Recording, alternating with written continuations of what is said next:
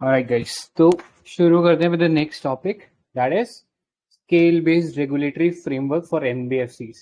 ठीक है, तो जैसे हम पता है कि बैंक्स के लिए हमारे पास आरबीआई एक रेगुलेटर है, लेकिन एनबीएफसीज के ऊपर जो रेगुलेशन एस्पेक्ट था वो थोड़ा या उतना स्ट्रेंजेंट नहीं था जितना बैंक्स के ऊपर था। ठीक है, तो अब एनबीएफसीज को भी अपने एक रेगुलेटरी पावर के अंदर ला रहा है आरबीआई।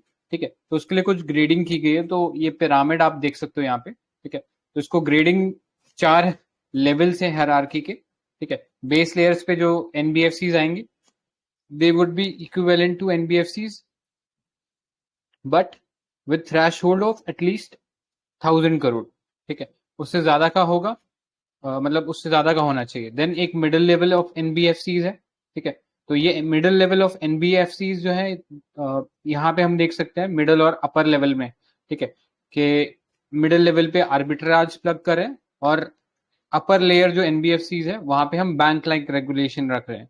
ठीक है, तो इस लेयर्स में हमारे पास about 20 to 30 upper layer NBFCs through a filtering process, and these would be equivalent to NBFCs systematically important. ठीक है, या डोमेस्टिकली इंपॉर्टेंट जो भी एनबीएफसीज होगा उनका कैटेगराइजेशन रहेगा। ठीक है, ये 4 स्टेज हायरार्की रखी गई है।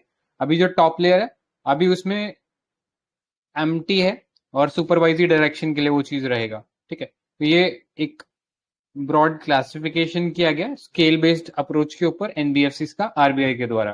ठीक है, तो क्राइटेरिया क्या रखा है, ये 4 लेयर्स में डिवाइड करने का। पहला साइज, एक्टिविटी और परसीव्ड रिस्क। ठीक है, कितना उसका साइज है, मतलब कितना कैपिटल है, कितना उसका एक्टिविटी वो कर रहा है। ठीक है, कितना लोन दे रहा है, कितना और कुछ एक्टिविटीज में इन्वॉल्व हो रहा है। लास्टली उसका रिस्क कितना है। ठीक है, नेक्स्ट एनबीएफसी का क्लासिफिकेशन, एनपीए क्लासिफिकेशन की बात करें एनबीएफसी के केस में, जैसे बैंक में देखा था 90 डेज से ऊपर अगर आपका प्रिंसिपल या इंटरेस्ट अमाउंट जो है वो नहीं पेड होता तो that loan is considered as NPA. तो वही सेम क्लासिफिकेशन यहाँ पे भी लग रहा है। ठीक है, कि ओवरड्यू हो जा रहा है 90 डेज से तो will considered as NPA. Next experience of the board, तो इसमें ये भी चीज रखी गई है कि एटलीस्ट एक जो डायरेक्टर है, जो कॉर्पोरेट गवर्नेंस होता है, ठीक है, या बोर्ड ऑफ डायरेक्टर्स होता है, उसमें एटलीस्ट एक जने को बैंक या एनबीएफसी का एक्सपीरियंस होना चाहिए। ठीक है, नेक्स्ट सीलिंग करें आईपीओ। आईपीओ की जो सीलिंग लिमिट रखी गई है। ठीक है, कंपनी जब भी है वो कैपिटल उठाने के लिए आईपीओ भी लेके आती है। ठीक है, तो एनबीएफसी के लिए अभी एक सीलिंग रख दिया गया, 1 करोड़ पर borrower has been fix for financing subscription to initial public offer. ठीक है, तो उनके लिए 1 करोड़ का ये लिमिट रखा गया है। नेक्स्ट सिग्निफिकेंस क्या है, एक तो एसेट लायबिलिटी मिसमैच देखने को मिलता है। मेजॉरिटी एनबीएफसी क्या करते हैं, लॉन्ग टर्म के लिए लोन देते हैं। ठीक है, ज्यादातर इंफ्रास्ट्रक्चर प्रोजेक्ट्स के लिए लोन देते हैं। तो लॉन्ग टर्म के लिए जब लोन देते हैं तो उतने लॉन्ग टर्म पे इनको पैसा नहीं मिलता। ठीक है, इनको पैसा नहीं मिलता तो फिर ये पैसा कैसे उठाते हैं, ये पैसा उठाते हैं through other instrument like commercial paper. ठीक है, कमर्शियल पेपर क्या होता है, ये एक शॉर्ट ड्यूरेशन का एक कह सकते हैं एक इंस्ट्रूमेंट है जिससे आप पैसा उठाते हो। एंड फिर जैसे कमर्शियल लोन का पीरियड पूरा हो जाता है, इन्हें लोन वापस चुकाना होता है, तो फिर ये एक और कमर्शियल पेपर इशू करते हैं या किसी और से लोन उठाते हैं। तो वो लोन जो है आप एवरग्रीन करा रहे हो या फिर आप लोन जो है वो रोल ओवर करा रहे हो, जिसके चलते आपको हायर इंटरेस्ट रेट पे लोन मिलेगा वापस। ठीक है, तो एक एसेट लाइबिलिटी मिसमैच इस सेंस में हो जाता है कि आप लोन दे रहे हो लॉन्ग टर्म में, आपको मिल रहा है शॉर्ट टर्म में खुद को।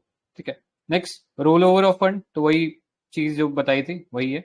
नेक्स्ट फॉल्टी क्रेडिट रेटिंग, तो एट टाइम्स एक टर्म इसमें इस्तेमाल होता है क्रेडिट शॉपिंग। कई बार कंपनीज ऐसी क्रेडिट रेटिंग एजेंसीज को हायर करती है जो जानबूझ के या उनकी मिलीभगत रहती है तो वो अच्छी क्रेडिट रेटिंग दे देते हैं, जिनके चलते कि उनकी हालत तो खराब होती है लेकिन फिर भी उनको सेफ इन्वेस्टमेंट का क्राइटेरिया ट्रिपल ए या डबल ए का टैग मिल जाता है, जिससे उनके लिए और लोन उठाना ईजी हो जाता है, जबकि कोई स्ट्रक्चरल रिफॉर्म नहीं किया गया उसके अंदर। ठीक है, जो इश्यूज थे अभी भी है लेकिन बस आप सस्ता लोन उठा रहे हो मार्केट से, तो धीरे धीरे एक दिन ऐसा आता है कि वो आपकी पोल खुली जाती है। तो आप इसमें वो सत्यम का याद कर सकते हो, एक सत्यम कंप्यूटर स्कैम हुआ था, उसमें भी यही चीज था कि वो बैलेंस शीट में तो अच्छा दिखा रहा था लेकिन बैक एंड में कंपनी में बहुत इकोनॉमिक हालत बहुत खराब हो गई थी। नेक्स्ट इम्पैक्ट ऑफ कोविड-19, तो स्ट्रिंजेंट लॉकडाउन से जितने जहां जहां एनबीएफसी ने लैंडिंग करा हुआ था वो एसेट जो है वो नॉन परफॉर्मिंग बनते जा रहे थे, तो वो भी एक इशू है। Lastly systemic failure.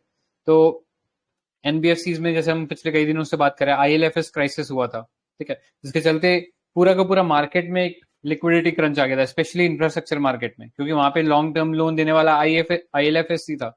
अब उसके पास क्राइसिस आ गया तो फिर उसके क्राइसिस और भी सेक्टर में देखने को मिले, जैसे डीएचएफएल फेल हो गया, ठीक है, कई म्यूचुअल फंड जिन्होंने इन्वेस्ट कर रखा था इन कंपनीज में वो फेल हो गए, ठीक है। तो this can create a domino effect. तो इस टाइप के कीवर्ड आंसर में रहने चाहिए, ठीक है, डोमिनो इफेक्ट और ये कैस्केडिंग, ठीक है।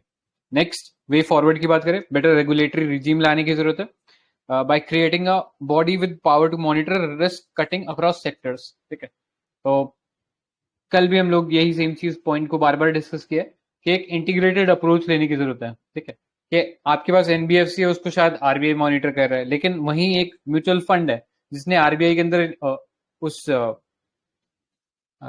एनबीएफसी के अंदर इन्वेस्ट कर रखा है, ठीक है, लेकिन उसका जो रेगुलेटरी है वो सेबी है। तो यहाँ पे उस एनबीएफसी के और म्यूचुअल फंड के इंटरेस्ट तो इंटरकनेक्टेड है, लेकिन उनकी जो सुपरवाइजरी बॉडी है वो इंटरकनेक्टेड नहीं है, ठीक है। तो इसलिए एक इंटीग्रेटेड अप्रोच लेने की जरूरत है। तो आप इसमें लिख सकते हो इंश्योरेंस सेक्टर हो गया, एनबीएफसी का हो गया, इसमें आप फिर सिक्योरिटी मार्केट्स का सबका लिख सकते हो, ठीक है। एक बैंक फेल होता है तो पूरी इकोनॉमी में उसका असर पड़ता है, तो इसलिए एक इंटीग्रेटेड अप्रोच होना चाहिए। नेक्स्ट, टाइमली प्रोजेक्ट क्लियरेंस होना चाहिए, ठीक है, specially with respect to infrastructure project, क्योंकि वहीं सबसे ज्यादा डिले होता है, जिसकी वजह से प्रोजेक्ट की कॉस्ट बहुत ज्यादा इन्फ्लेट हो जाती है, ठीक है। रिफॉर्म्स मेथोडोलॉजी, रेटिंग एजेंसीज को टाइटन करने की जरूरत है ताकि ऐसे गलत रेटिंग ना मिले, ठीक है। Next, frequent stress test of NBFC, जो ऊपर हमने क्लासिफिकेशन देखा उसके थ्रू हम ये भी कर पाएंगे कि फ्रीक्वेंट स्ट्रेस टेस्ट कर सकते हैं। Lastly, sound asset and liability management practices on the balance sheet, ठीक है। तो अकाउंटिंग के पर्सपेक्टिव से आप ये एक एडिशन कर सकते हो जिसके थ्रू ओवरऑल एनबीएफसी का जो हेल्थ है वो अच्छा बना रहेगा, ठीक है। Next, digital banking units, again एक बहुत ही अच्छा इनिशिएटिव है by the RBI for financial inclusion. जब भी आप फाइनेंशियल इंक्लूजन के बारे में लिखोगे तो ये डिजिटल बैंकिंग यूनिट्स के बारे में आपको लिखना ही चाहिए, ठीक है। तो गाइडलाइन जारी करिए based on the committee of establishment of digital banking unit recommendation. अब ये डिजिटल बैंकिंग यूनिट होता क्या है? ये specialised fix point business unit है with minimum digital infrastructure for delivering digital banking products and service। यानी ऐसा कोई, लेट्स से आपकी कोई शॉप है, आप किसी बैंक को अप्रोच करते हो कि मेरे को अपना डीबीयू बना लो, ठीक है, तो आपको क्या करेंगे, आपको अपनी शॉप के अंदर एक छोटा सा एरिया एलोकेट करना पड़ेगा या एयर मार्क करना पड़ेगा बैंकिंग के सर्विस प्रोवाइड करने के लिए, ठीक है। तो वहां पे आप एक डिजिटल इंफ्रास्ट्रक्चर रखोगे जो बहुत बेसिक डिजिटल सर्विसेज देगा, मतलब ऐसा नहीं कि पूरा बैंक खोल दोगे आप, छोटी सी जगह के अंदर कुछ नेसेसरी डिजिटल ट्रांजैक्शन जो होती है वो आप अलाउ कर सकते हो, प्रोडक्ट एंड सर्विसेज, ठीक है। तो ये एक बेसिक सा आइडिया है कि व्हाट आर डीबीयूज, ठीक है। अब कौन डीबीयूज बना सकता है? तो डीबीयूज बना सकते हैं सारे scheduled commercial banks except regional, rural banks, payment banks और लीड एरिया बैंक, इनको छोड़ के बाकी सब जो शेड्यूल्ड कमर्शियल बैंक है वो बना सकते हैं।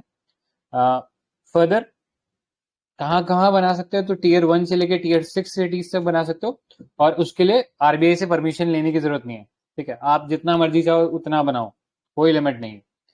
DBUs will be treated as bank outlets, ठीक है। अब आपकी एक रेजिडेंस में या लेट्स से आपकी कोई शॉपिंग प्लेस था, वहां पे इसको खोला जाएगा और उसको बैंकिंग आउटलेट कंसिडर किया जाएगा। रिसोर्सेज और इंफ्रास्ट्रक्चर कैसे आएगा? ठीक है, तो उनको एक सेपरेट एंट्री एग्जिट का प्रोविजन देना पड़ेगा, separate from existing BO with formats and design most appropriate for digital banking user, and banks are free to adopt in-source और outsource model, ठीक है। तो जैसे हम एटीएम्स में पढ़ते हैं, व्हाइट लेबल एटीएम होता है, ठीक है, ग्रीन लेबल एटीएम होता है, ब्राउन लेबल एटीएम होता है, वैसे ही इसके अंदर भी आप कर सकते हो कि या तो बैंक खुद अपना बना ले बैंकिंग यूनिट, या किसी को आउटसोर्स कर दे और वो बना के दे दे, ठीक है। तो ऐसे कर सकते हो। नेक्स्ट, प्रोडक्ट एंड सर्विसेज, तो वही बेसिक सी डिजिटल सर्विसेज जो है वो देनी है, ठीक है, like liability product and services, account opening, digital kit for customer merchant etcetera, asset products and services, तो एमएसएमई के लिए स्कीमेटिक लोन्स हो गए, ये सब आप दे सकते हो। डिजिटल सर्विसेज में आप cash withdrawal, cash deposit only ATM बना सकते हो, ठीक है। तो बहुत बेसिक सी सर्विसेज आप प्रोवाइड करोगे इसके अंदर। अदर फीचर्स, तो बैंक्स में have option to engage digital business facilitator correspondents to expand the virtual footprint of DBUs, ठीक है। सो बिजनेस कॉरेस्पॉन्डेंट बीसीज भी हम लोग देखते हैं, तो कई बार हमने पढ़ा हुआ है कि बैंक जहाँ पे अपना ब्रिक एंड मोटार वाला प्रेजेंस नहीं कर सकता, वहां पे वो एक पर्सन को अपॉइंट कर लेगा एज बिजनेस कॉरेस्पॉन्डेंट, जो उसके बिहाफ पे रूरल एरियाज में या ऐसे अनबैंक्ड एरियाज में जाके वो काम करके आ जाएगा। ठीक है, तो उनको भी एंगेज कर सकते हैं डीबीयूज के साथ में, ताकि जो फाइनेंशियल इंक्लूजन है उसको इफेक्टिवली डिलीवर कर पाए। ठीक है, so these are some features that you should know about this. Next advantages की बात कर लेते हैं कि एडवांटेज क्या होगा। ठीक है, तो कीवर्ड्स काफी इंपॉर्टेंट है। Combining online and banking on and mobile banking services under one umbrella. Digital banking follow one of the three key models. पहला लाइट बैंकिंग अप्रोच, एक इंपॉर्टेंट कीवर्ड है कि आप अपना फिजिकल फुटप्रिंट रिड्यूस कर रहे हो, या ब्रिक एंड मोटार वाला जो प्रेजेंस होता है, ठीक है, कि आपने पूरा इंफ्रास्ट्रक्चर बना रखा है, उसको बनाने के बजाय आप एक लाइट अप्रोच रख रहे हो। ठीक है, कि आप किसी और की जगह खोल रहे हो या फिर आप बिजनेस कॉरेस्पॉन्डेंट अपॉइंट कर रहे हो, तो वो दोनों इसमें आ जाएगा। Next, efficiency enhancement. तो क्योंकि हमारे पास एक मिनिमम सर्विस बोला हुआ है कि मिनिमम सर्विस दे सकते हो, लेकिन आप उसमें अपने अकॉर्डिंग या अपने रिक्वायरमेंट या आपकी जितनी कैपेबिलिटी है उसके अकॉर्डिंग और भी सर्विसेज उसमें डिप्लॉय कर सकते हो। ठीक है, तो एफिशिएंसी एनहेंसमेंट एक कस्टमाइज तरीके से हो सकता है। अगर आपको लगता है कि किसी एरिया में बहुत ज्यादा कैश डिपॉजिट हो रहा है, तो आप मल्टीपल यूनिट्स लगा सकते हो उसमें वैसी। ठीक है, जो एटीएम जो कैश एक्सेप्ट करे। Next, better customer experience. ठीक है, with lesser staff and maintenance due to technological tools, while traditional brick and mortar faces issues of high transaction cost, lack of product, risk appetite, and limited underwriting ability. ठीक है, तो कम staff है, पूरा का पूरा digital है, तो उस सेंस में बेटर कस्टमर एक्सपीरियंस मिलेगा कि आएगा और सर्विस लेगा और चला जाएगा। ठीक है, तो उस सेंस में बेटर कस्टमर एक्सपीरियंस आप प्रोवाइड कर पाओगे, क्योंकि यूजर को भी पता है उससे क्या क्या सर्विसेज मिलेंगी, तो उतनी सर्विस वो आके यूज करेगा एंड चला जाएगा। Next, improving financial inclusion. ठीक है, तो जनरल सा पॉइंट है, इसमें समझाने की जरूरत नहीं है। Open rural market for service provided by widening the reach of digital banking services. ठीक है, अगेन वही वाला पॉइंट है, फाइनेंशियल इंक्लूजन में आप इसको इनकॉर्पोरेट कर सकते हो। ठीक है, आगे जाने से पहले थ्री की models in the context of digital banking. तो नियो बैंकिंग पता ही होगा, ऐसा बैंक जिसका कोई फिजिकल प्रेजेंस नहीं है, केवल डिजिटल है। ठीक है, डिजिटली वो सारी सर्विस प्रोवाइड करा है, जैसे आप इसमें रेजर पे और इन सब के बारे में बात कर सकते हो। तो ये नियो बैंक्स के कुछ एग्जाम्पल हो गए। ठीक है, इसके अलावा कुछ ऑटोनॉमस यूनिट है ट्रेडिशनल बैंक्स की, तो जिसमें योनो हमने कई बार सुन रखा है। ठीक है, तो सारी की सारी सर्विसेज आप योनो के थ्रू अपने आप कर सकते हो। It's like a bank branch in your mobile. ठीक है, तो आप उसका एग्जाम्पल ले सकते हो। ऑलराइट, और फिर है full stack license digital banks. ठीक है, तो इंडिपेंडेंट बैंक है, fully regulated by banking regulator. I think India में नहीं है ऐसा, ये शायद बाहर ही है, तो अपने लिए इतना इंपॉर्टेंट नहीं है। नेक्स्ट एस्पेक्ट पे चलते हैं, लिमिटेशन क्या है। तो डिजिटल बैंक नाम से पता लग रहा है डिजिटल है, तो सबसे बड़ी इशू ही वहीं आ जाता है कि लोगों को डिजिटल लिटरेसी नहीं है। नेक्स्ट, डिजिटल फाइनेंशियल लिटरेसी आप इसमें फर्दर जोड़ सकते हो, जिसके चलते दिक्कत आती है। ठीक है, फिर अगर हम बात करें रूरल एरियाज में या टीयर 2 टीयर 3 या उसके बियॉन्ड जो सिटीज है, वहां पे भी लोगों को इतनी ज्यादा अवेयरनेस नहीं है या इतना ज्यादा ट्रस्ट नहीं है। ठीक है, वो ट्रस्ट इशू भी है कि कहीं हैक हो जाएगा, कहीं कुछ हो जाएगा, तो वो भी एक नेगेटिव हिस्टेरिया जो कि इसके अडॉप्शन को स्लो डाउन करते हैं। ठीक है, या स्लोली अडॉप्ट होता है। नेक्स्ट, लो इंटरनेट स्मार्टफोन पेनिट्रेशन, जिसकी वजह से ये डीबीयूज चल ही नहीं सकते, तो वहां पे प्रॉपर इंटरनेट कनेक्टिविटी नहीं है। Challenges in building trust. ठीक है, क्योंकि फिजिकल प्रेजेंस नहीं है, तो फिर वो ट्रस्ट बनाना मुश्किल है, आप मशीन के साथ कितना के एंगेज कर लोगे। Lastly, absence of enabling regulation with issues of no deposit and offering lending product on their own books. ठीक है, तो वो रेगुलेशन का भी एक इशू आता है। और लास्टली, बहुत स्मॉल रेंज ऑफ सर्विसेज मिलेंगी, तो आप जितनी शायद बैंक ब्रांच में एक्सेप्ट सर्विसेज एक्सेप्ट करोगे, उससे शायद कम ही आपको सर्विसेज यहाँ मिलेगी। ठीक है, सो in conclusion, in developed nation, digital banking have ushered in considerable efficiency, reduced costs, and significantly transformed many areas of old world banking.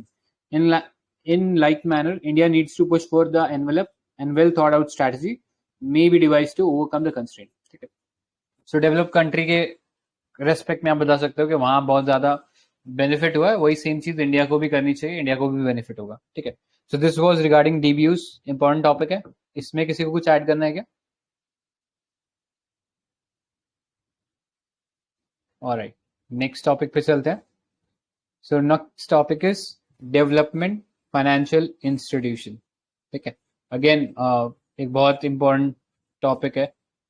So government ने ये बेसिकली एक national bank for financial infrastructure and development बनाया था to start operation from financial year 23 with 1 trillion infrastructure target is set for the year. ठीक है, 1 trillion rupees का infrastructure के अंदर लैंडिंग करेगा ये. ठीक है, तो डेवलपमेंट बैंक होता क्या है? एक ऐसा इंस्टीट्यूशन जो लॉन्ग टर्म या मीडियम टर्म के लिए लोन देता है. जनरली हमारे जो बैंक्स है, जो शेड्यूल कमर्शियल बैंक्स होते हैं, वो लोन मतलब लॉन्ग टर्म के लिए भी देते होंगे, लेकिन उनका जो मेजोरिटी, ठीक है, जो मेजोरिटी वॉल्यूम है उनका, वो शॉर्ट टर्म या मीडियम टर्म में जाता है, और लॉन्ग टर्म में वो खुद भी नहीं प्रेफर करते. ठीक है, वही एनबीएफसीज वाली बात हो जाएगी. नहीं तो क्या, आपने तो लोन लॉन्ग टर्म पे दे दिया, लेकिन आपके पास जो एसेट आ रहे हैं वो शॉर्ट टर्म के ही आ रहे हैं. ठीक है, तो वो दिक्कत कर सकता है. नेक्स्ट, ऑब्जेक्टिव क्या है इसके? पहला फाइनेंसिंग है. ठीक है, long term loan specially with respect to infrastructure loans को फाइनेंस करेगा. ठीक है, support function, so apart from financial help और भी उनको सर्विसेज प्रोवाइड करेगा, जैसे फाइनेंशियल सर्विसेज होगी, मैनेजरियल होगी, टेक्निकल एडवाइस होगी, कंसल्टेंसी सर्विसेज होगी. ठीक है, क्योंकि जब बैंक्स होते हैं तो वो इसी टाइप की एंटिटीज के साथ एंगेज करेगा, तो उसका खुद का भी कैपेसिटी डेवलपमेंट होगा, और फिर वो वही सर्विस आगे भी लोगों को प्रोवाइड कर सकता है. तो इस सेंस में सपोर्ट फंक्शन भी रहेगा. नेक्स्ट, डाइवर्सिटी ऑफ ऑप्शन है. ठीक है, तो based on classification enterprise can get fund from bonds and debenture of the company, underwriting of security, refinancing of loan, credit guarantee for loans from other foreign and domestic sources. ठीक है, तो बहुत तरीके से इसमें लोन लिया जा सकता है. क्या आप अपने सिक्योरिटीज प्लेज कर दो, आप बॉन्ड्स एंड डिबेंचर्स लगा दो, ठीक है, और इनको दे दो. तो बहुत तरीके से आपको वैरायटी मिलेगी इससे लोन उठाने की. And lastly, building goodwill. ठीक है, तो जितना लोन मिलेगा इस डीएफआई से, कंपनीज का जो वो जो गुडविल है मार्केट के अंदर, उसको डेवलप करने में हेल्प करेगा. ठीक है, नेक्स्ट इज क्राइसिस फंडिंग. तो जनरली डीएफआईज हेल्प कंपनी जो कि रिसेशन में या क्राइसिस के अंदर होती है, तब भी उनको हेल्प कर देती है जब और कोई ऑप्शन नहीं होता. ठीक है, तो उस सेंस में क्राइसिस फंडिंग में हेल्प करेगा.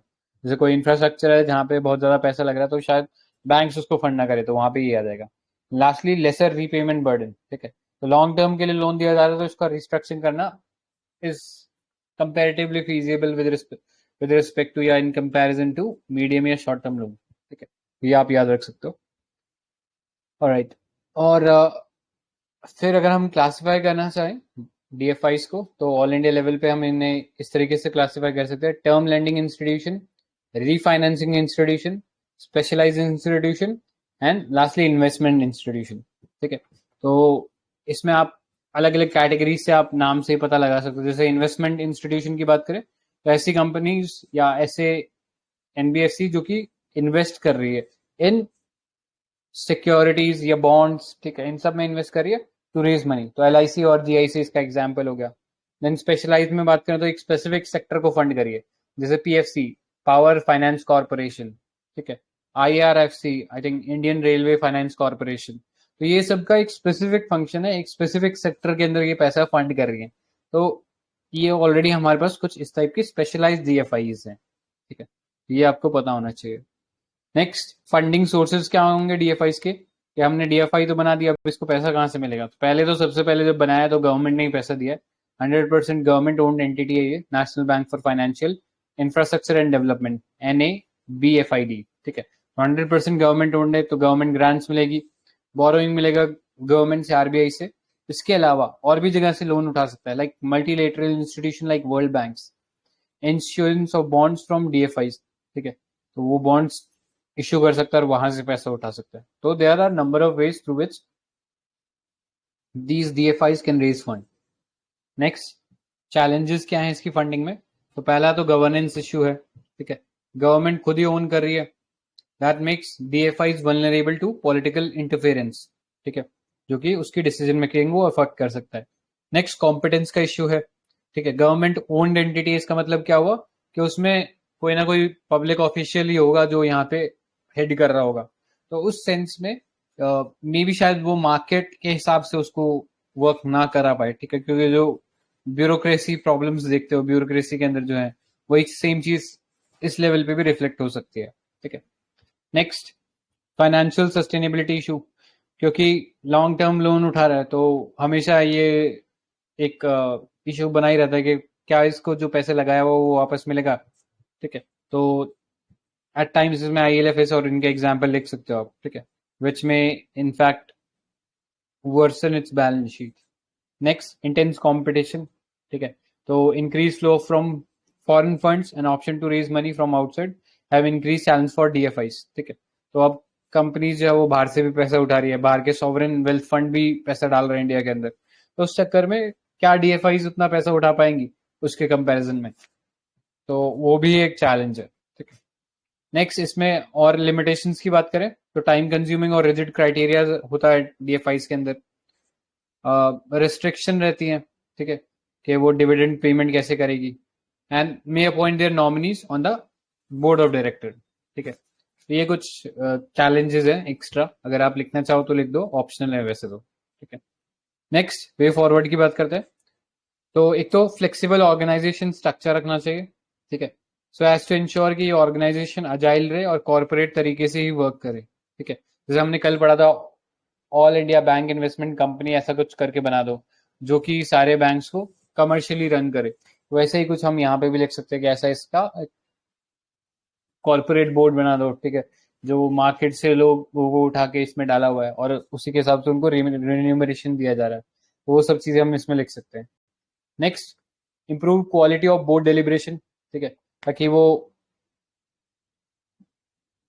कमर्शियली साउंड जो है वो डिसीजन ले सके, ठीक है, तो क्वालिटी इंप्रूव कर दो। ऑपरेशनल ऑटोनॉमी बढ़ाओ, ठीक है, तो वही अगेन ऐसा टैलेंट एक्विजिशन करो जो कि मार्केट से आप उठा के ला रहे हो, ठीक है, ताकि उनको ज्यादा बेटर मार्केट का नॉलेज हो और उनको परफॉर्मेंस बेस्ड रिन्यूमरेशन दिया जाए। Next, provide adequate safeguard capacity building, embed financial sustainability principle, ठीक है, जब भी वो इन्वेस्टमेंट करे तो एक स्टैंडर्ड ऑपरेटिंग प्रोसीजर तैयार होना चाहिए जिसके थ्रू वो इन्वेस्टमेंट करे। Lastly, adoption of broad corporate governance principle by unlisted DFIs based on SEBI guidelines, ठीक है, तो सब में कॉर्पोरेट गवर्नेंस को इंप्रूव करने की जरूरत है। सो यही था इसके अंदर DFIs के बारे में। इसमें किसी को कुछ ऐड करना है क्या?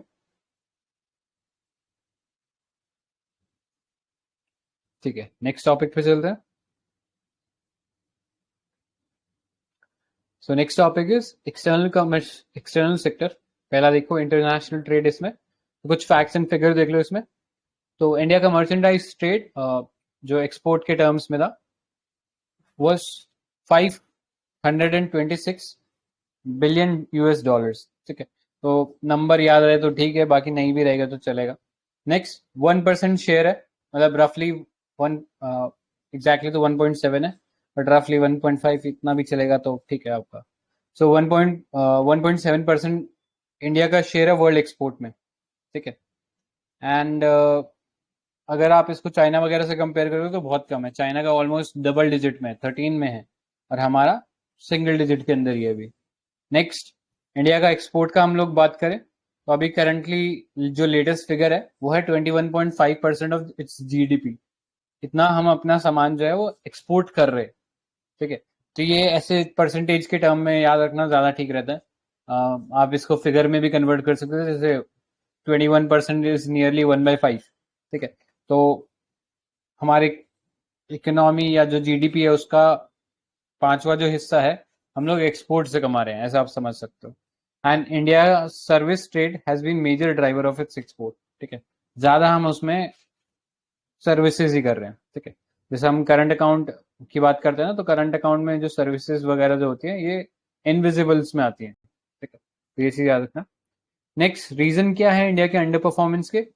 तो पहले तो इंडिया किसी ग्लोबल वैल्यू चेन का पार्ट नहीं है, ठीक है, जैसे रिसर्च वगैरह में से हम लोग बन जाते ही नहीं है, ठीक है, ऐसी मल्टीलेटरल इंस्टीट्यूशन में पार्ट नहीं है, या ग्लोबल सप्लाई चेन है जैसे, या ग्लोबल वैल्यू चेन है, जैसे अगर हम बात करें एरोप्लेन की, लेट्स से बात कर लो, ठीक है, एरोप्लेन लेट्स से बन रहा है US में, लेकिन उसके part all over the world source किए जाते हैं, ठीक है, कुछ पार्ट चाइना से आ रहा होगा, कुछ पार्ट यूरोप से आ रहा होगा, लेकिन उस चेन के अंदर, उस ग्लोबल वैल्यू चेन में इंडिया पार्ट नहीं रहता ज्यादातर, वो एक इश्यू बन जाता है। नेक्स्ट, लिमिटेड डाइवर्सिफिकेशन है, यानी इंडिया जो प्रोडक्ट एक्सपोर्ट कर रहा है, लेट्स से वो टॉप 10 जो प्रोडक्ट एक्सपोर्ट कर रहा है, उसी के अंदर उसका 78% एक्सपोर्ट होता है।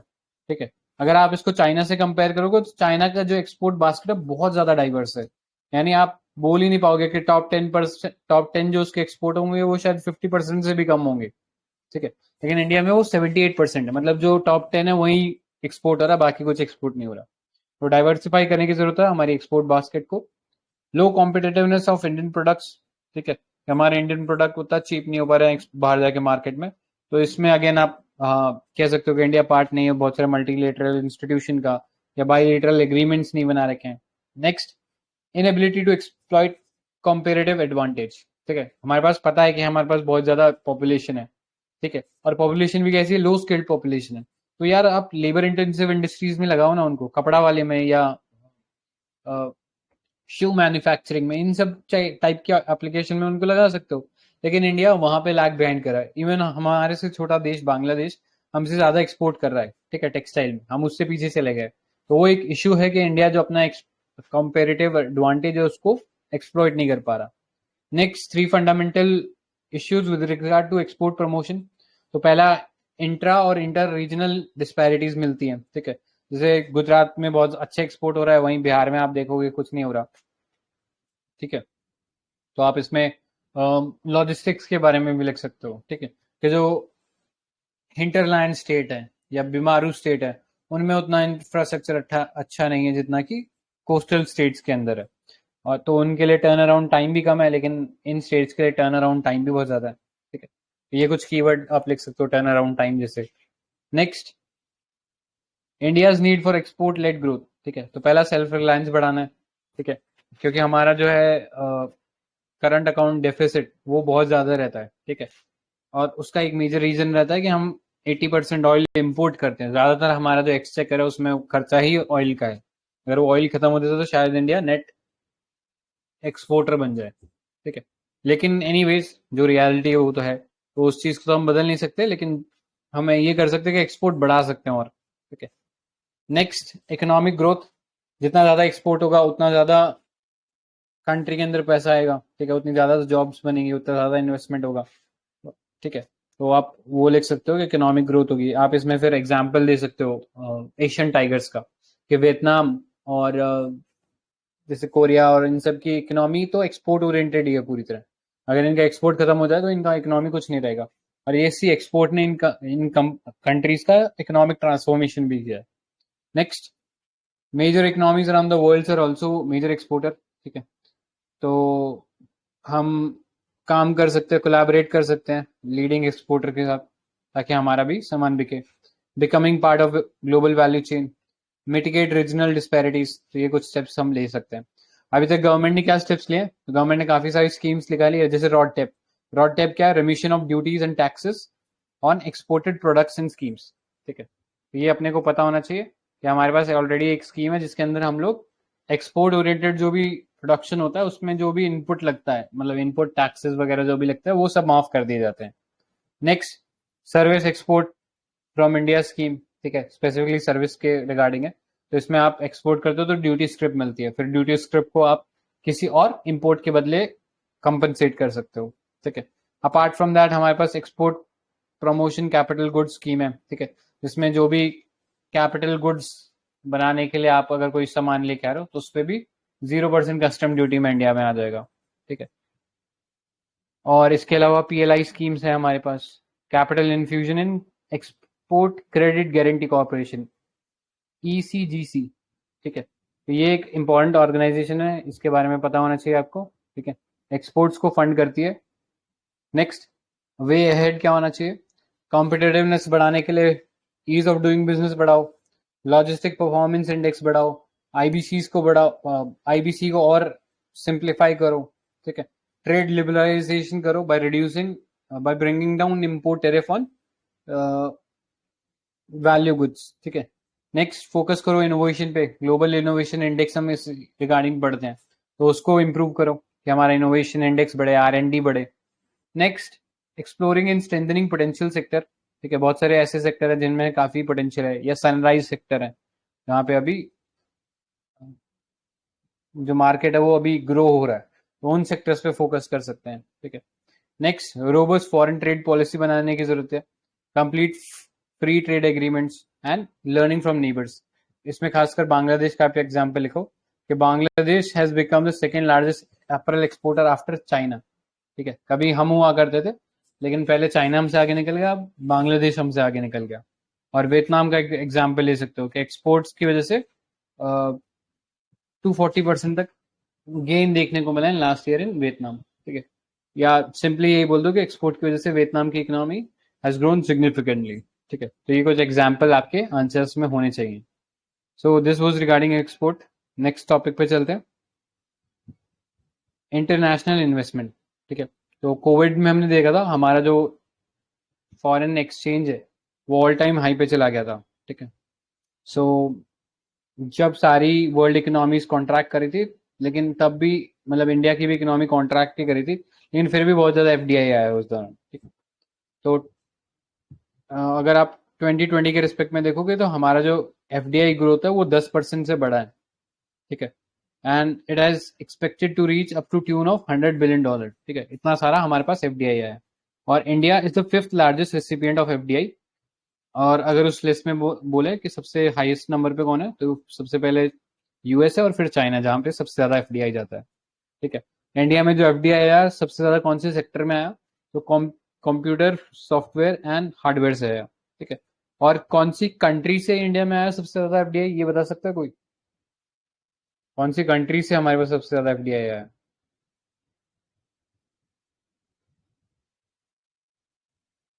तो सिंगापुर है, याद रखना। बहुत बेसिक सा क्वेश्चन है, कई बार पूछ लेते हैं फिल्म्स वगैरह में, ठीक है। सो ये था इसके अंदर। नेक्स्ट चलते हैं, सिग्निफिकेंस क्या है।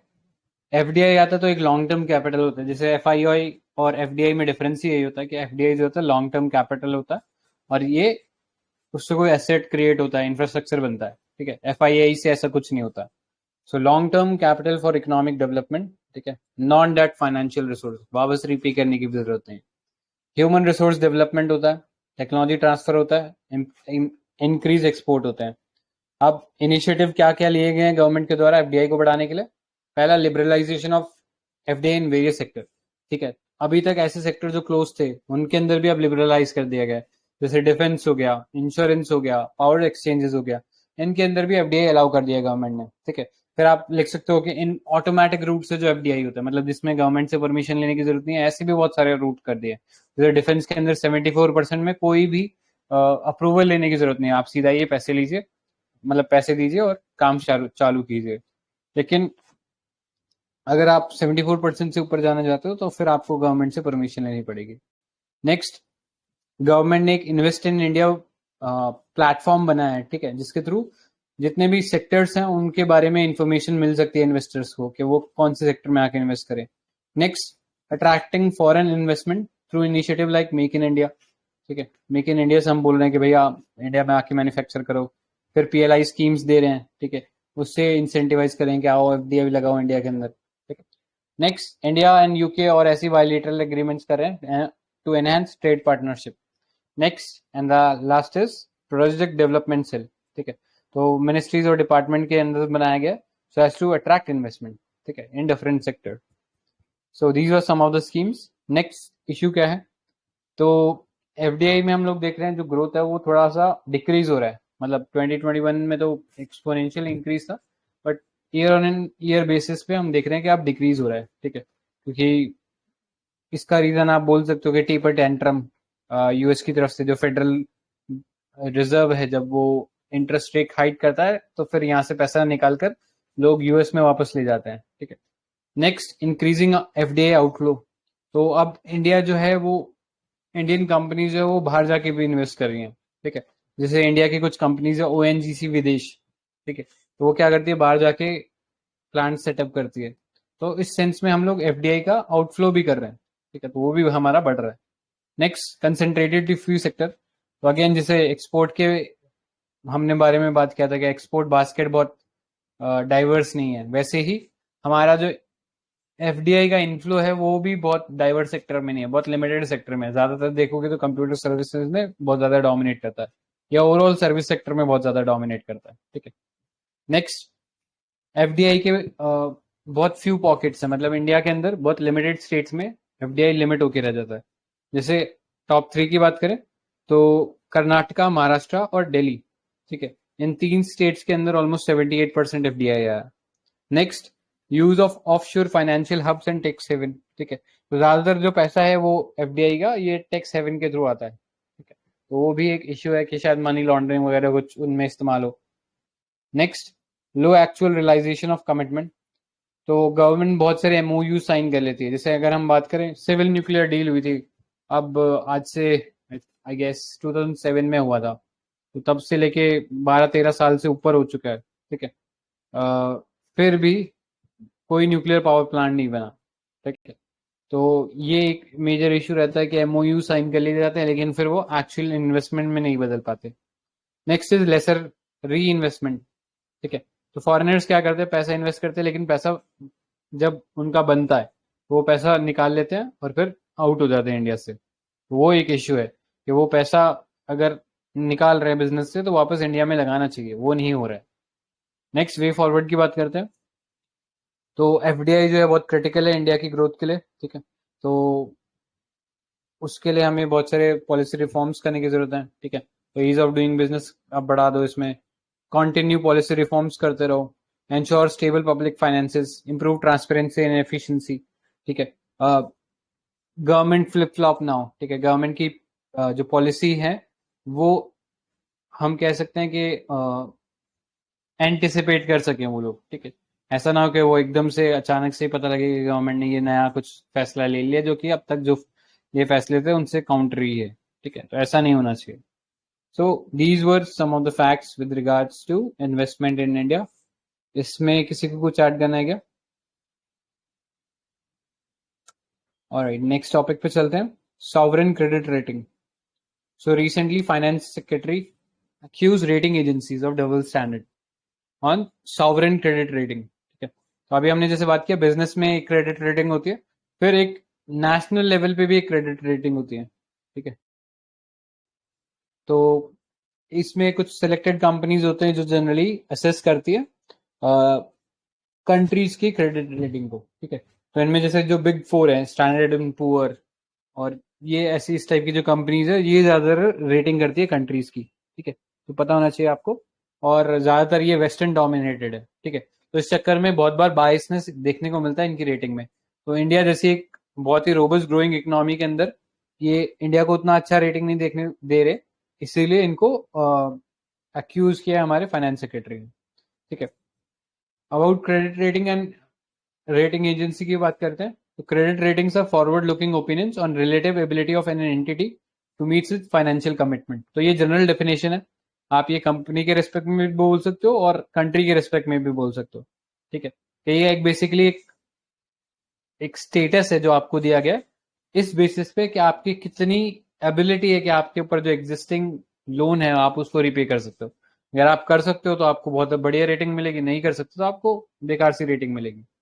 Next, sovereign credit rating represents objective and independent assessment of a country's sovereign entity, ठीक है, तो कंपनीज कौन कौन सी है, स्टैंडर्ड एंड पुअर, मूडीज और फिच, ये 3 ग्लोबल क्रेडिट रेटिंग एजेंसी है और ज्यादातर यही डोमिनेट करती हैं वर्ल्ड के अंदर, ठीक है, यही सबको रेटिंग दे रही होती है, तो वही वेस्टर्न बायस है, अपना वो कैपिटलिज्म मॉडल के हिसाब से चलते हैं, तो वो फिर और किसी को उतना सही नहीं मानते एक्सेप्ट देमसेल्फ, ठीक है, तो 2 ग्रेड्स देते हैं ब्रॉडली ये, एक है इन्वेस्टमेंट ग्रेड कि यहाँ पे आप इन्वेस्टमेंट कर सकते हो आपको फायदा ही मिलेगा, ठीक है, जैसे कोई भी अच्छा ग्रोइंग इकोनॉमी होगा तो उसको इन्वेस्टमेंट ग्रेड रखा जाएगा, लेकिन अगर कोई ऐसा इकोनॉमी है जहाँ पे डिफॉल्ट होने का चांसेस है तो वहां पे आपको स्पेक्यूलेटिव रेटिंग दिया जाएगा, जैसे श्रीलंका हो गया तो वो उसको स्पेक्यूलेटिव मिलेगा, ठीक है।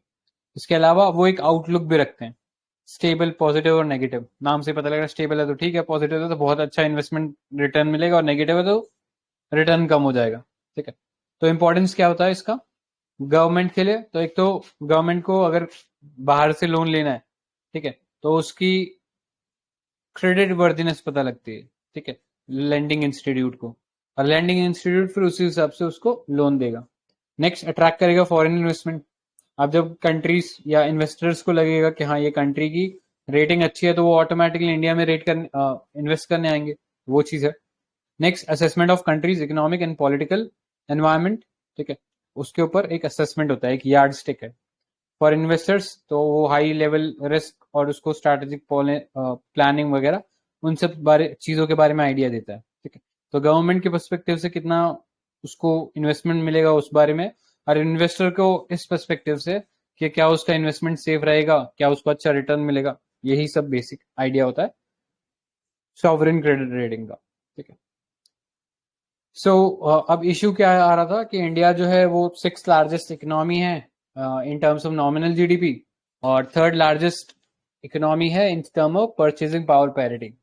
फिर भी इंडिया की जो एससीआर है, it has been kept at the bottom of investment grade और just about the speculative grade, ठीक है। इतना अच्छा परफॉर्मेंस होने के बावजूद भी हमारा जो रेटिंग है उतना कुछ खास अच्छा नहीं है, ठीक है।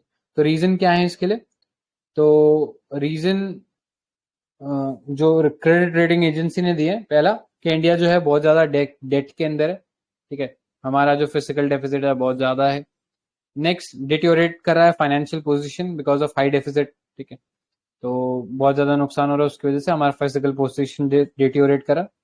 फिर budgetary support for near term, ठीक है, तो ज्यादातर हमारा जो बजटरी सपोर्ट है वो नियर टर्म या रेवेन्यू मॉडल के हिसाब से है, वो केपेक्स पे नहीं है। केपेक्स मतलब कैपिटल एक्सपेंडिचर नहीं है, वो एक इशू क्रिएट करता है। केपेक्स के अंदर आप करोगे तो फिर उसके एडेड एडवांटेज होंगे, ओवरऑल इकोनॉमिक ग्रोथ रहेगा। लेकिन अगर आप रेवेन्यू में पैसा फंड करो तो फिर वो आपको उतना ग्रोथ देखने को नहीं मिलेगा। Next, reason given by government for its high sovereign credit rating, ठीक है, तो इंडिया उसको काउंटर करता है, जो claim foreign sovereign credit rating agency देती है उनको। फिर इंडिया काउंटर कैसे करता है कि इंडिया बोलता है एक तो कोई सॉवरेन डिफॉल्ट हिस्ट्री नहीं है, कभी हम डिफॉल्ट नहीं किए, ठीक है। 1991 में बैलेंस ऑफ पेमेंट क्राइसिस हो गया था लेकिन हम डिफॉल्ट नहीं किए थे, तो ये डिफरेंस याद रखना। Next, high GDP growth rate है, ठीक है, अभी हम one of the large fastest growing economy है। नेक्स्ट, इम्प्रूव्ड फाइनेंशियल स्टेबिलिटी है, बैंक्स के जो एनपीए वो कम हो रहे हैं, ठीक है, लेकिन कल बताया था वो कम क्यों हो रहे हैं, क्योंकि अंडर राइटिंग हो रही है लार्ज स्केल पे। इसके अलावा नए नए इंस्टीट्यूशन बनाए हैं, NARCL, national asset reconstruction company limited, और आईडीआरसीएल, ऐसा करके बैड बैड लोन्स उठाने के लिए कंपनीज बनाई हुई है। Next, higher foreign exchange reserve है, ठीक है, कंट्री का जो डेट है उसके हिसाब से बहुत हाई हमारे पास फॉरेन रिजर्व है। नेक्स्ट, हाई पॉलिटिकल स्टेबिलिटी है, जिसके चलते ease of doing business, rule of law, corruption कम हुआ है, ठीक है। तो ये सरकार का कहना है, आप एग्री कर सकते हो नहीं कर सकते हो, ठीक है। इम्पैक्ट ऑफ पुअर रेटिंग, तो अगर ये जो 3 बिग कंपनीज है ये अगर पुअर रेटिंग देती है इंडिया को, तो उससे इश्यू क्या पड़ता है? एक तो इन्वेस्टर्स का कॉन्फिडेंस रिड्यूस होता है, तो पहला तो जो आने वाले थे वो नहीं आएंगे, और जो एग्जिस्टिंग है वो पैसे लेके भागेंगे। नेक्स्ट, इंक्रीज बोरिंग कॉस्ट होती है, ठीक है, पैसा उठाना मुश्किल होता है। Next, financial market instability create करता है, ठीक है, ओवरऑल इकोनॉमी की एक इंस्टेबिलिटी हो जाती है। Next, isolation isolation from capital market, तो poor rating for commercial banks and corporate debt to sub investment grade make it costly for banks to issue internationally recognized letters of credit to domestic and exporter and importers, ठीक है। तो जो Indian companies हैं जो बाहर से loan उठा रही हैं, ठीक है, तो वो क्या करती हैं, एक लेटर ऑफ अंडरस्टैंडिंग देती है, एलओयूज देती हैं। तो वो एलओयूज देकर पैसा उठाना कंपनीज के लिए, इंडियन कंपनीज को मुश्किल हो जाएगा, क्योंकि जो बैंक्स हैं वहां के वो इंडिया की क्रेडिट वर्दीनेस को चेक करेंगे। अगर उनको लगता है कि हाँ, अगर ठीक है, रेटिंग ठीक है, तो इसका मतलब वो इकोनॉमी भी ठीक है और वो बैंक भी लोन रीपे कर पाएगा। लेकिन अगर इकोनॉमिक हालत कंट्री की ठीक नहीं है तो काफी हाई चांस है कि बैंक भी फेल हो जाए, ठीक है। नेक्स्ट, पॉलिसी इंप्लीकेशन, तो poor rating carries out risk of countries policy being beholden by SCR rather than consideration of growth and development, ठीक है। तो कई बार हो सकता है कि पुअर क्रेडिट रेटिंग के चलते हमारी जो डेवलपमेंट है वो एक तरीके से होस्टेज बन जाए ऑफ सॉवरेन क्रेडिट रेटिंग, ठीक है। तो एक स्ट्रैटेजिक एडवांटेज आप कह सकते हो ये सॉवरेन क्रेडिट रेटिंग ले सकती है कंट्री के ऊपर, ठीक है, या उसकी सॉवरेनिटी को अफेक्ट कर सकती है by giving them deliberately poor rating. So these are some of the issues. Now way forward, improve करो transparency, in rating to address concerns like high probability and higher size of downgrade of emerging economy compared to developing economies. तो पहला transparency लेके आओ यार, कैसा ये तुम तरीका कर रहे हो, कैसे आप डिफाइन कर रहे हो कि इसको हम इन्वेस्टमेंट ग्रेड रख रहे हैं या इसको हम पॉजिटिव रख रहे हैं, इसको न्यूट्रल रख रहे हैं. तो इन सब के बारे में एक ट्रांसपेरेंट तरीके से डिस्कशन होना चाहिए. और दूसरा, वैल्यू बायस नहीं होना चाहिए. ठीक है, नॉन पार्टीसन नहीं होना चाहिए कि आप वेस्टर्न वर्ल्ड के हो तो आप फिर चाइना को सही से नहीं करोगे या इंडिया को सही से नहीं करोगे, तो वो चीज़ नहीं होनी चाहिए. Next, engaging emerging economy and their rating agency. तो उनको भी बुला सकते हैं, उनकी भी कैपेसिटी बिल्डिंग करा सके ताकि लार्ज लेवल पे जो डोमिनेंस है वो टॉप टीम का वो खत्म हो. ठीक है. Next is poor scrutiny of entities. तो ये कुछ इशू हैं इसके अंदर. इसमें किसी को कुछ ऐड करना है क्या? ठीक है, नेक्स्ट टॉपिक पे चलते हैं. Current account deficit. अगेन एक सिंपल सा टॉपिक है, कई बार हमने डिस्कस करा हुआ है. ठीक है, तो बैलेंस ऑफ पेमेंट में दो ब्रॉडली स्ट्रक्चर होते हैं. एक करंट अकाउंट हो गया और एक कैपिटल अकाउंट हो गया. करंट अकाउंट में मतलब उस गिवन ईयर में आपने कितना इंपोर्ट एक्सपोर्ट किया वो बेसिकली होता है. तो आप उसको डिवाइड कैसे करते हो, विजिबल और इनविजिबल में. विजिबल में आपका ट्रेड पार्ट आ गया, इनविजिबल में सर्विसेज, इनकम, रेमिटेंसेज जो है वो आ गया. कैपिटल अकाउंट में आपके पास इन्वेस्टमेंट, लोन और बैंक अकाउंट ऑफ एनआरआईज. ठीक है, तो they would be considered as capital for India. ठीक. सो अभी हमने करंट अकाउंट डेफिसिट की बात करी. तो करंट अकाउंट डेफिसिट क्या होता है कि जितना हमने इंपोर्ट किया, एक्सपोर्ट किया इन terms of services and goods और रेमिटेंसेज, तो जो नेट निकल के आएगा वो आपका करंट अकाउंट डेफिसिट हो जाएगा. ठीक है, मतलब अगर नेगेटिव गया इसका मतलब आपने इंपोर्ट ज़्यादा किया तो नेगेटिव जाएगा, तो that would be considered as current account deficit. ठीक है, so this was regarding it. और इसके अंदर बस ये चीज़ याद रखना, करंट अकाउंट डेफिसिट अभी जो हम लोग फेस कर रहे हैं, India is facing a current account deficit facing BOP crisis in 1991 due to higher current account deficit. ठीक है, 1991 में बोरोइंग या बैलेंस ऑफ पेमेंट जो क्राइसिस हुआ था वो यही कारण था कि हमारे पास हमारा जो करंट अकाउंट है उसको मीट करने के लिए पर्याप्त फॉरेन एक्सचेंज नहीं था. ठीक है, सो ये आप याद रख सकते हो. लेकिन करंट अकाउंट डेफिसिट लार्जली अगर हम देखें ओवर दीज ईयर्स, तो लार्जली, नॉट एब्सोल्युटली, लार्जली ये जो अमाउंट है ये नेगेटिव रहा है. ठीक है, हमारा करंट अकाउंट डेफिसिट ही रहा है. लेकिन पिछले साल ड्यूरिंग द कोविड पीरियड हमने देखा था हमारा करंट अकाउंट सरप्लस भी होता था एक बार, और उससे पहले भी एक बार हुआ है करंट अकाउंट सरप्लस. बाकी ओवरऑल वैसे बात करें तो एलपीजी रिफॉर्म्स के बाद 99% हमारा करंट अकाउंट डेफिसिट ही रहा है. बस कुछ एक साल ऐसे गलती से निकला है जब हमारा करंट अकाउंट सरप्लस था. सो इसमें ये याद रख लेना. बाकी आई डोंट थिंक कुछ इम्पोर्टेंट लग रहा है इसमें. ठीक है, पोटेंशियल थ्रेट क्या है इंक्रीजिंग कैट के. तो अगर बहुत ज़्यादा हो जाता है तो फिर हम कह सकते हैं कि एक बैलेंस ऑफ पेमेंट क्राइसिस हो सकता है. फॉरेन इंस्टीट्यूशनल इन्वेस्टर्स है वो पैसा बाहर निकालें इंडिया में से. मैक्रो इकोनॉमिक जो स्टेबिलिटी है वो क्रैश कर जाए. ठीक है, free fall of Indian rupee हो सकता है. ठीक है, तो एक्सचेंज रेट क्राइसिस हो सकता है. नेक्स्ट, इन्फ्लेशन को राइज कर सकता है. तो these are some of the things that can happen because of rising current account deficit. Next, way forward की बात करते हैं. सो इंक्रीज करो डोमेस्टिक प्रोडक्शन. ठीक है, या आत्मनिर्भर भारत वाली बात है उसको करो ताकि हमें इंपोर्ट ही ना करना पड़े. इंपोर्ट सब्सटीट्यूशन करो. इंक्रीज करो इंडिया का एक्सपोर्ट. तो इंडिया के एक्सपोर्ट में हमने हजारों पॉइंट्स पढ़े थे, लाइक इंडिया को ग्लोबल वैल्यू चेन का पार्ट बनाओ. ठीक है, तो ऐसा कुछ आप यहाँ पे भी लिख सकते हो.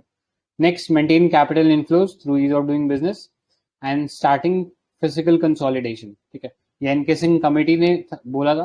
फिजिकल कंसोलिडेशन मतलब हमारा जो करंट अकाउंट डेफिसिट है या जो फिजिकल डेफिसिट है उसको हम लोग कम करना शुरू करें ताकि हमारा ओवरऑल इकोनॉमी में जो इन्फ्लेशनरी ट्रेंड है वो भी अपने आप कम हो और जो स्ट्रक्चरल रिफॉर्म करने की जरूरत है वो भी आए. सो यही था इसके अंदर. इसमें किसी को कुछ ऐड करना है क्या? ऑलराइट, फिर last topic of the day देखते हैं, capital account convertibility.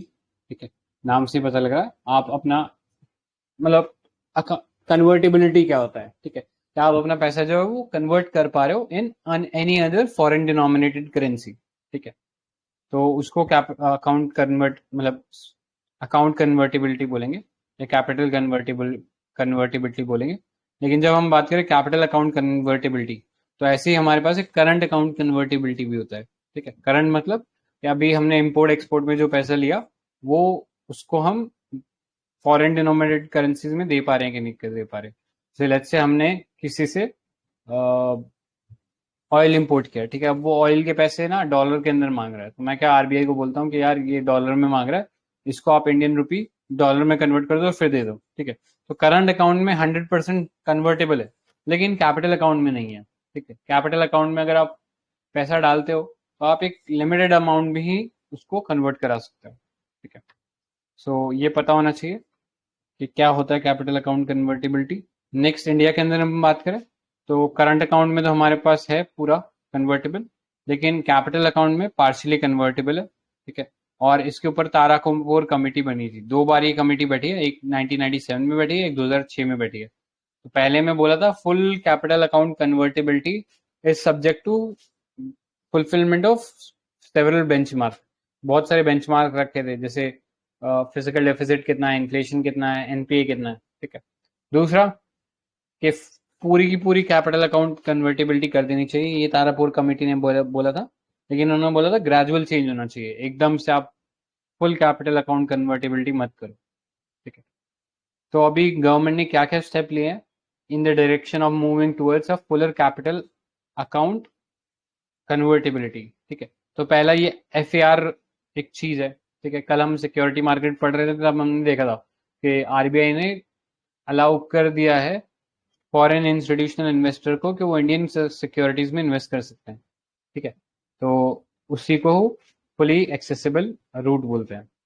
Next, allowing banks to trade in non convertible funds, NDF, sorry non convertible forward. ठीक है, एनडीएफ क्या होता है ये बहुत इंपॉर्टेंट है, देख लेना, मे बी ऐसे कुछ सवाल तो नहीं आएगा बट आप ऐसे कीवर्ड इसको लिख सकते हो। ठीक है, तो हमारे जितने भी एंटिटीज आईएफएससी में काम करते हैं, आईएफएससी क्या होता है, जैसे एसईजेड होता है वो विद इन इंडियन टेरिटरी एक फॉरेन जोन बना देता है, उसी के सिमिलर तरीके से आईएफएससी भी एक चीज होती है कि इंडियन टेरिटरी में उसको एक बाहर का बैंकिंग इंस्टीट्यूशन माना जाता है। ठीक है, सो एनडीएफसी क्या होता है, NDFC is a foreign exchange derivative contract which allows investor to trade in non-convertible currencies with contract settlement in convertible currency। ठीक है, तो आप बेसिकली एक इन्वेस्टर एक नॉन कन्वर्टेबल करेंसी के अंदर पैसा डाल सकता है। ठीक है, लेकिन उसका जब कॉन्ट्रैक्ट सेटलमेंट होगा तो उसको कन्वर्टेबल करेंसी में किया जाएगा। ठीक है, तो ये हमारे आईएफएससी कर सकते हैं। नेक्स्ट, लिबरलाइज रेमिटेंस स्कीम, तो इसके अंदर बेसिकली 2.5 लाख US डॉलर तक इंडिया से आप बाहर भेज सकते हो, फिर वो चाहे कैपिटल अकाउंट के थ्रू भेजो, करंट अकाउंट के थ्रू भेजो या और किसी भी चीज के थ्रू भेजो। ठीक है, तो माइनर भी या एक एडल्ट भी ये चीज कर सकता है, लेकिन माइंड यू ये 2.5 लाख US डॉलर ही है, इससे ज्यादा नहीं कर सकते। ठीक है, इंडिविजुअल के पर्सपेक्टिव से। नेक्स्ट, एक्सटर्नल कमर्शियल बोरिंग की बात करें तो all entities eligible to receive FDI have been permitted to raise capital external commercial borrowing up to 750 million per financial year। ठीक है, हमने ये लिमिट सेट करी हुई है कि इतना ही पैसा आप ला सकते हो। ठीक है, through external commercial boring in foreign denominated currency और इन अ गिवन पीरियड, मतलब 1 साल के पीरियड के अंदर। Next, relax the norms of and use restriction related to ECBs. ठीक है, कि वो पैसा कैसे यूज किया जाएगा उसके तरफ से भी आप रिलैक्सेशन दे दीजिए। And lastly, foreign direct investment has been made more or less unrestricted. ठीक है, तो इसमें आप सेक्टोरल कैप्स ले सकते हो, restriction in few socially sensitive sectors like gambling, और यहाँ पे छोड़ के बाकी सब जगह आपने एफडीआई को लागू कर दिया गया। ठीक है, तो बेनिफिट क्या होगा कैपिटल अकाउंट कन्वर्टिबिलिटी से, तो सबसे पहला तो ये है कि एक ये मैच्योर इकोनॉमी का साइन होता है। ठीक है, मैच्योर इकोनॉमी मतलब वो आराम से पैसा ले सकती है और दे भी सकती है। जो वीक इकोनॉमी होती है जनरली वही नहीं अलाउ करती कैपिटल अकाउंट कन्वर्टिबिलिटी का। ठीक है, तो इंडिया अब 6th लार्जेस्ट इकोनॉमी बन गया तो उसकी इकोनॉमी को भी थोड़ा बोल्डनेस दिखाने की जरूरत है। Next, improve liquidity in the financial sector and better risk allocation.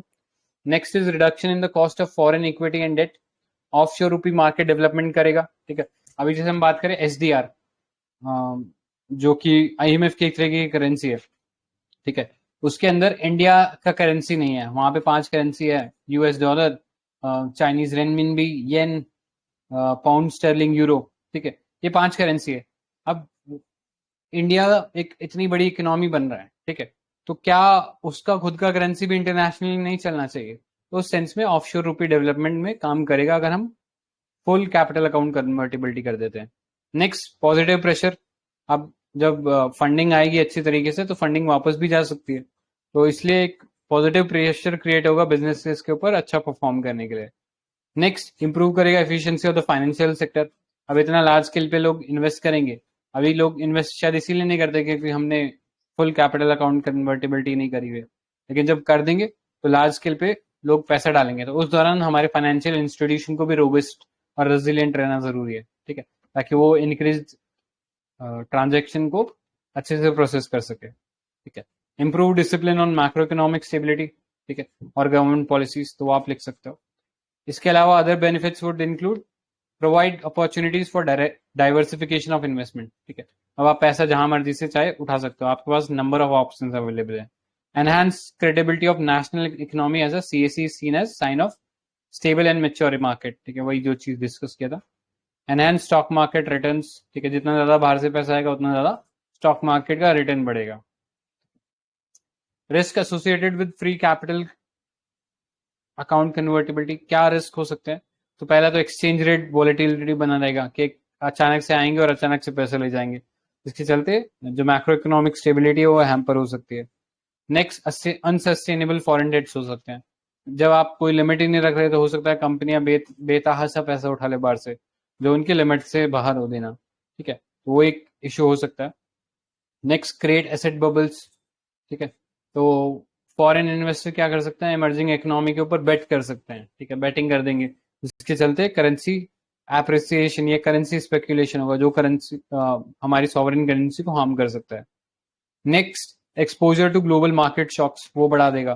जैसे अगर हम बात करें 2008 का जो फाइनेंशियल क्राइसिस था, उससे इंडिया इतना ज्यादा इफेक्ट नहीं हुआ था। रीजन बिंग कि हमने फुल अकाउंट कन्वर्टेबिलिटी नहीं कर रखी थी, पार्शियल कर रखी थी, और भी बहुत सारे रीजन थे, but this was one of the reason. ठीक है, नेक्स्ट, इसमें आप एग्जांपल अगेन एक और कोट कर सकते हैं, एशियन फाइनेंशियल क्राइसिस या एशियन टाइगर क्राइसिस को बोलते हैं। तो ये जो एक्सपोर्ट लेड इकोनॉमीज थी, वियतनाम, कोरिया, जापान एक्सेट्रा, तो ये इन्होंने क्या कर दिया था, एकदम एक्सपोर्ट ओरिएंटेड प्रोडक्शन चालू कर दिया था। ठीक है, ये बहुत सारा पैसा ले लेते थे एज कैपिटल अकाउंट, और जैसे ही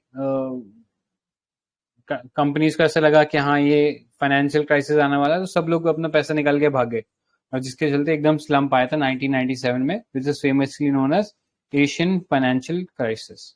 ठीक है, सो ये था इसके अंदर। नेक्स्ट, क्या इंडिया रेडी है एक फुलर सीएसी के लिए? तो इसमें आप लिख सकते हो कि इंडिया का एक बहुत लार्ज फॉरेन एक्सचेंज रिजर्व बन चुका है, बहुत लार्ज स्केल पे एफडीआई आ रहा है और आते जा रहा है। Capital lower current account deficit है। ठीक है, आप उसके बारे में भी बोल सकते हो, जो कि अब डिक्रीज होता जा रहा है, आगे हमारा जो टारगेट है वो भी अचीव हो जाएगा। बट हमारी जो ओवरऑल इकोनॉमी है उसमें अभी भी बहुत सारे इशू हैं, जैसे फिस्कल डेफिसिट हो गया, इन्फ्लेशन हो गया, ये रेट के बाहर है, ग्लोबल इकोनॉमिक टेंशन की वजह से, जियोपॉलिटिकल टेंशन की वजह से पेट्रोल वगैरह के रेट हाई हो गए। ठीक है, सो वो कुछ इशू क्रिएट कर सकता है। So it's better to have a way forward in the sense कि एक फेज वाइज मैनर में या पीस मील अप्रोच। ठीक है, तो पीस मील अप्रोच अगेन एक कीवर्ड है गवर्नेंस के, और इस टाइप के आंसर में आप यूज कर सकते हो कि अगर आप चेंज ला रहे हो तो एकदम सडन चेंज मत लाओ, पीस मील अप्रोच लो। पीस मील मतलब कि धीरे धीरे चेंज लाओ ताकि लोग भी एक्सेप्ट करें। आप एकदम से चेंज लाओगे, people will reject it. Next, develop a system of checks and balances with the risk of CSC. ठीक है, तो हमारे वो जो जितने भी चेक्स एंड बैलेंसेस है इकोनॉमी के अंदर, उनको इफेक्टिवली यूटिलाइज करें। नेक्स्ट, आप इसमें वही तारापुर कमेटी के बारे में लिख सकते हो कि उन्होंने बोला था कि हमें कुछ फंड जो है ईयर मार्क करके रखना चाहिए फॉर रीपेमेंट ऑफ लाइबिलिटीज। ठीक है, जितना भी सेंट्रल गवर्नमेंट का लाइबिलिटीज है उसमें कुछ अमाउंट वो ईयर मार्क करके रख लें अपने रेवेन्यू में से। ठीक है, ताकि वो लोन का रीपेमेंट टाइमली किया जा सके। ठीक है, so these were some of the aspect. इसमें किसी को कुछ ऐड करना है क्या?